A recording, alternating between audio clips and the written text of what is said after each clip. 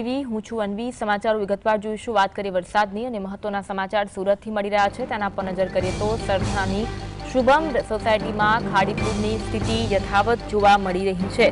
સુરતમાં ખાડીપુરની સ્થિતિ સ્થાનિક લોકો જાતે સાફ સફાઈ કરતા નજરે પડ્યા છે। લોકોના ઘરોમાં પાણી ભરાયેલા જોવા મળ્યા હતા અને સ્થાનિક લોકો જાતે સાફ સફાઈ કરી રહ્યા છે। 2 દિવસથી લાઇટ પાણી વગર રહીએ છીએ તેવું સ્થાનિકો દ્વારા પ્રતિક્રિયા આપવામાં પણ આવી છે। સ્થાનિકોએ કહ્યું છે કે નેતાઓ માત્ર વોટ માંગવા માટે સોસાયટીમાં આવતા હોય છે, પરંતુ જ્યારે નેતાઓનું કામ હોય છે ત્યારે નેતાઓ અહીંયા ફરકતા સુદ્ધા નથી।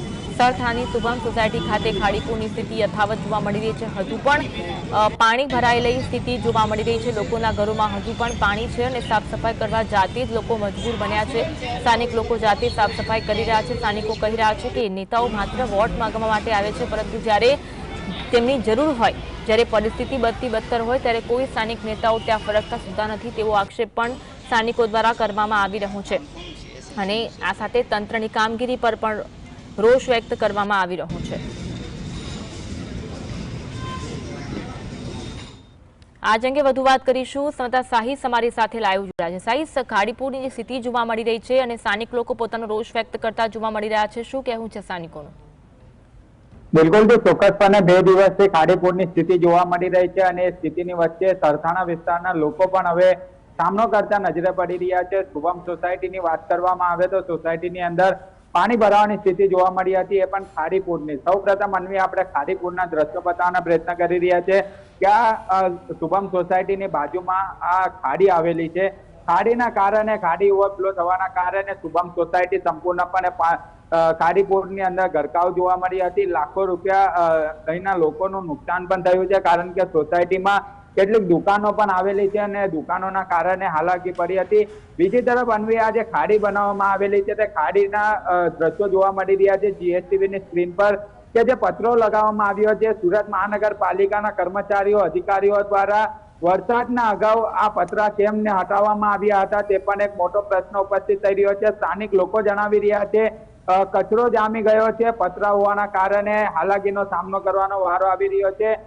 બીજી તરફ જે રીતના અત્યારે તંત્ર દ્વારા કામગીરી પણ કરવામાં આવી રહી, જે રીતના અત્યારે એક્સક્લુઝિવ દ્રશ્યો આપણે બતાવવાનો પ્રયત્ન કરી રહ્યા છે કે આ જે પતરો લગાવવામાં આવ્યો છે અને વચ્ચે ઝાડ મુકાવવામાં આવી રહ્યા છે, એટલે એના જ કારણે પાણી ક્યાંક ને ક્યાંક વહેણમાં વધારે થવાના કારણે હાલાકી પડી હતી। બીજી તરફ આપણે સોસાયટીના દ્રશ્યો પણ બતાવવાના પ્રયત્ન કરી રહ્યા છે કે હાલ અત્યારે લોકો જાતે સાફ સફાઈ કરતા પણ નજરે પડી રહ્યા છે કે આ જે દુકાન આવેલી છે, દુકાનની અંદર પણ તેમને હાલાકીનો સામનો કરવાનો વારો આવ્યો છે। આપણે સ્થાનિક લોકો જોડે વાત કરીશું, કેટલી તકલીફ પડી રહી છે?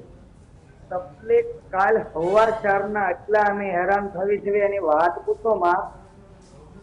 સવાર 4 પાણી આવ્યું, 4:35 થઈ ત્યાં અમારી દુકાનમાં પાણી 6 ફૂટ પાણીની હાઈટ હતી, કેટલી બરોબર। બધું અધિકારી આવ્યા, કોઈએ ધ્યાન આપ્યું નહીં, પૂરું બધા જોઈને હાલતા થાય છે। આજની તારીખમાં હજી સામે અધિકારી બધા ઉભા છે, કોઈ અમને કોઈ જોતું નથી, બરોબર। છતાં બધા પોતે સાફ કરવું પડે છે। 24 કલાક અમારે મિલમાં પાણી પીડ્યું હતું, એટલે 24 કલાક નુકસાની ઓછામાં ઓછી ગણો તો 20 થી 25 લાખની નુકસાની છે। શુભમ ભારત સોસાયટીમાં પાછળ બધું નાનું માણસ રહે છે, કોઈને કોઈ વસ્તુ લેવા ઘડી કઈ ઉભા રહીએ ક્યાં નહીં, બધા માણસ ખાલી પોતે ભાગ્યા, છોકરાને લઈ લઈને સોસાયટીમાં કોકને 2 લાખનું નુકસાન, કોકને 50,000નું નુકસાન, ગોડાઉન વાળાને બધાને 5 થી લઈ અને 10 પેટી સુધીનું નુકસાન છે। તંત્ર અધિકારીના હિસાબે અમે આ હેરાન થયું છે। દર વર્ષનું આ પોઝિશન છે અમારે, કારણ કે પાણીનો જ્યાં નિહાર છે ત્યાં નિહાર કોઈ પાણી નિહાર કરવાનો છે ત્યાં નિહાર કરતું નથી કરવાનું, એ કામ કરે છે। પ્લસ રાજકારણી એ બધા આવે છે, જોવા આવે છે, તો એ એમ કે છે કે અમે આવડના નથી, અમે આવડના નથી, તો એના કામ શું છે જોઈને અમારું? એટલે અમે સરકારને એક જ વિનંતી કરવી જોઈએ કે નાના માણસોની સામે તમે જોવો, આ રાજકારણ સાઈડમાં મેકો અને આ માણસ નગર પાયમાલ થઈ ગયું છે, અત્યારે બેરોજગારીમાં છે બધું માણસ, કાંઈક સામું જોવું। બિલકુલ જે રીતના લોકોની અંદર એક આક્રોશ જોવા મળી રહ્યો છે, આપણે બહારના દ્રશ્યો બતાવવાના પ્રયત્ન કરી રહ્યા છે કે સંપૂર્ણ સોસાયટીની અંદર પાણી જોવા મળી રહ્યું છે અને તંત્ર દ્વારા કોઈ પણ પ્રકારનું ધ્યાન ના આપવાના કારણે અહીં હાલાકી જે છે તે પડી રહી છે। અને જે રીતના અત્યારે જોઈ શકાય છે સંપૂર્ણ સોસાયટીની અંદર જાતે જ લોકો અત્યારે સાફ સફાઈ કરતા પણ નજરે પડી રહ્યા છે। કોઈ તંત્રના અધિકારી કે જવાનો અહીં આવ્યા નથી અને કોઈ સાફ સફાઈ કરવામાં નથી આવી રહી। જોઈ શકાય છે અત્યારે જીએસટીવી એક્સક્લુઝિવ દ્રશ્યો બતાવી રહી છે કે કોઈ પણ પ્રકારના કર્મચારી અહીં નથી આવ્યા, જાતે જ લોકો સાફ સફાઈ પણ કરતા નજરે પડી રહ્યા છે। સ્થાનિક લોકો જોડે પણ વાત કરવાનો પ્રયત્ન કરી રહ્યા છે કે હાલ અત્યારે જોઈ શકાય છે સોસાયટીની અંદર 2 થી 3 દિવસ લાઇટ ન હતી। લાઇટ ન હોવાના કારણે પણ હાલાકીનો સામનો જે છે તે કરવાનો વારો આવ્યો હતો। તંત્ર માત્ર ને માત્ર એસી ચેમ્બરોની અંદર 2 અધિકારીઓ તમાશો જોઈ રહ્યા હતા, પરંતુ જોઈ શકાય છે અત્યારે લોકોને હાલાકી પડી રહી છે। તંત્ર ક્યાં હતું? લાખો કરોડો રૂપિયા ફાડી પછાડી ખર્ચવામાં આવતા હોય તો આ વખત દર વખતની સમસ્યા કેમ સર્જાતી હોય છે તે પણ એક મોટો પ્રશ્ન ઉપસ્થિત થઈ રહ્યો છે। અન્ય અહીં લોકો પણ ઉપસ્થિત છે, એમની જોડે પણ વાત કરવાનો પ્રયત્ન કરી રહ્યા છે કે કઈ રીતની હાલાકી પડી રહી છે, કઈ રીતની તકલીફ પડી રહી છે દર વખતની જેમ। તકલીફ રહી છે, કોઈ ધ્યાન દેતું નથી, ખાડીની ધ્યાન નથી દેતું, પાણી આવ્યા જ કરે।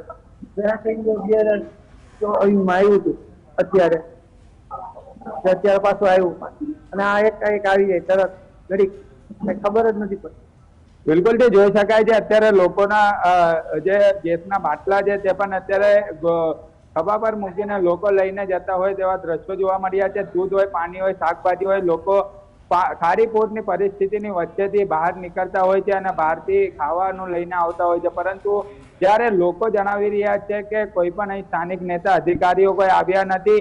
2 દિવસથી આ પરિસ્થિતિ જોવા મળી હતી, ત્યારે આ પરિસ્થિતિની વચ્ચે સ્થાનિક તંત્ર ક્યાં ગયું હતું તે પણ એક મોટો પ્રશ્ન ઉપસ્થિત થઈ રહ્યો છે। સંપૂર્ણ લોકો જે પાણી અત્યારે ઓસરી ચૂક્યા છે, ઘરોની અંદર પાણી ભરાયા હતા, તે અત્યારે સાફ કરવાની કામગીરી સ્થાનિક લોકો જાતે જ કરી રહ્યા છે, પરંતુ જે પરિસ્થિતિનો સામનો સરથાણાવાસીઓ દ્વારા કરવામાં આવી રહી છે તેને લઈને એક તરફ રોષ પણ જોવા મળી રહ્યો છે। જી, આભાર સાઈસ જોડાવા માટે।